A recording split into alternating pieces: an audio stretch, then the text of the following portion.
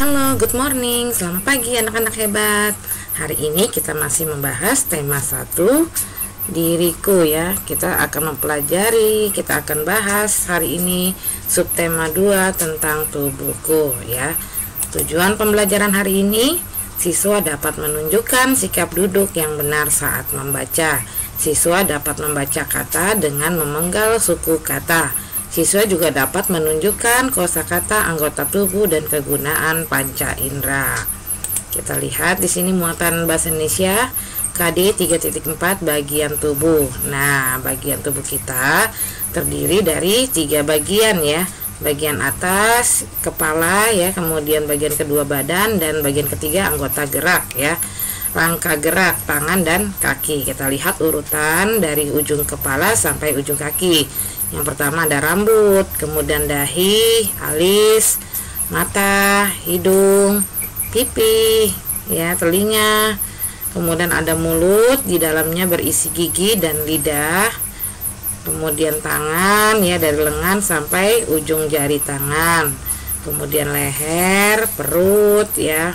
Kemudian lutut, kaki, ya, jari kaki. Nah, ini adalah urutan-urutan anggota tubuh kita. Nah, dari keseluruhan ini ada yang namanya panca indera. Panca itu 5 ya, jadi ada 5 indera. Yang pertama ada mata ya, mata untuk melihat. Kemudian telinga untuk mendengar.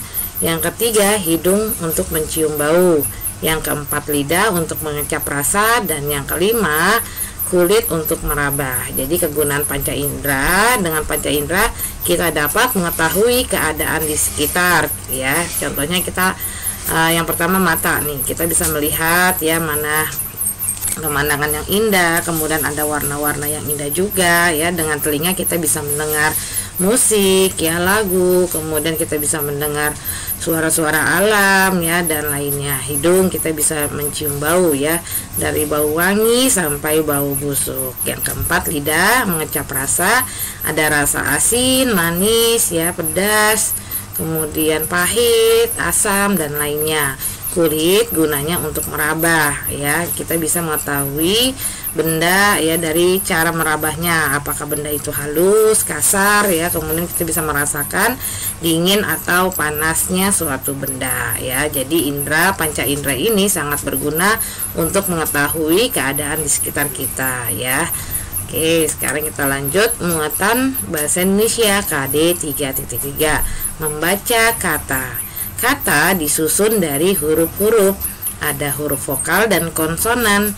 Kita dapat membaca dengan cara mengeja huruf dan memenggal suku kata. Nah, kita lihat di sini ada beberapa anggota tubuh. Di sini ada kata mata, ya. Kalau kita eja MATA dan pemenggalan katanya menjadi mata. Kemudian kata hidung, HIDUNG, hidung ya, hidung pemenggalan katanya. Kemudian ada kata telinga, TELINGA ya, atau dipenggal menjadi telinga, telinga. Kemudian ada kata lidah, eja katanya LIDAH, kalau dipenggal menjadi lidah.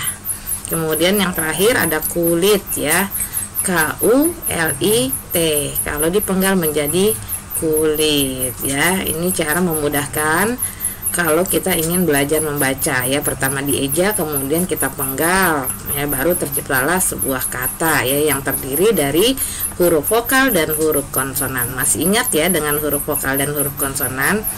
Sekarang kita lanjut.